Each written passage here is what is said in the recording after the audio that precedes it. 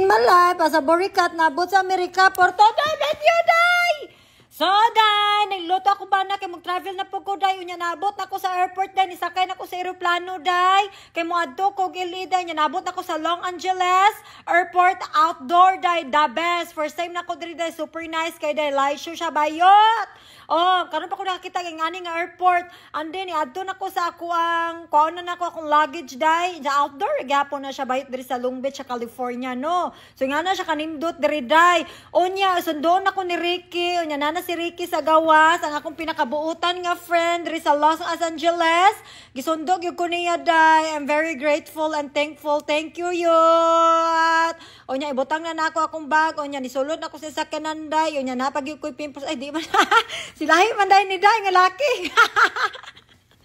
Abi na kung si Ricky, dili day si Kuya Carlo day nabayot. O niya ang view day nindot kay sa tanan day.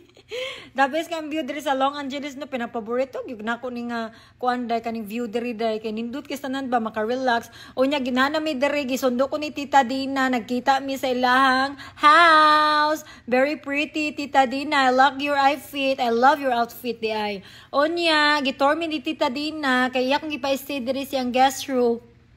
Onya, day, natukan ko bayot. Onya, sweet kasi Tadina, no? Onya, nisaka namin sa, kasi to gani sa guest room, day. Kaya kong itor. And Tita Dina is the very sweet person. I love her so much. She's very easygoing person and kind. Magin ako maingon. And then si Ricky, nadiri, kaming tulusa. Kay wait, samtang nagulat mi ni Marvy. Onya, gitor mi ni Tita Dina sa iyang one nga condo. It's very pretty also, gorgeous, and awa ang view day, the best gud siya ang view day. O diba mao ni ang view sa guest room.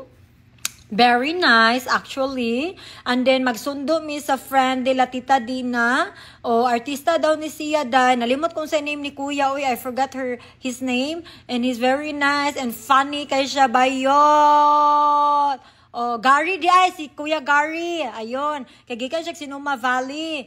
Oh, unya gisundo na mo siya kay sakto pud ako gikan kog Sinuma. Magani wami nagdungan ba yo to eroplano, di ba? Pero San Jose man ko gikan siya sa Sinuma siya ni sakay. Oh, di ba? So first time na mo na nagmeet no, nya funny kay siya bayo, sige siya migkatawa, kilingaw ka siya kauban. Unya mao ni mo view day paggabi day sa guest room katong gipa-stay ni Tita Dina sa kuha. Like look at that, the view.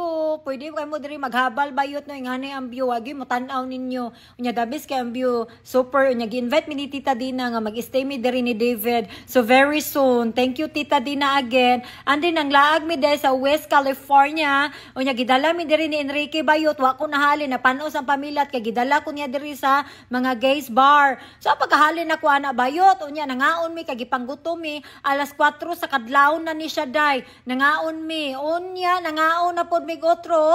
Nilang Marby among gipangkaon sushi og ni Lavinia og ni Rico Kuya Carlo ang Tita Dina. Unya nabot mi sa hotel, nag-emergency room ay nag-emergency sana day emergency ang hotel pa mangnaog daw mi tanan. Luyang Marby siya nagdala sa akong luggage. Unya kadadaling nagdagan bayot. Tingana mi kahadlok. Unya nami photoshoot. Unya gipahula mi ni Wakwak sa iyang van. Very nice pang artistahin kay no. Unya the best gud kay gipahula mi ni kuan ba kaning Wakwak. Nindot kay botang is Wakwak oy way libog. Oh. Unya itorta mo day unya day nanaka na pud mi sa guest room uban ni Enrique Hill. Ako yawan.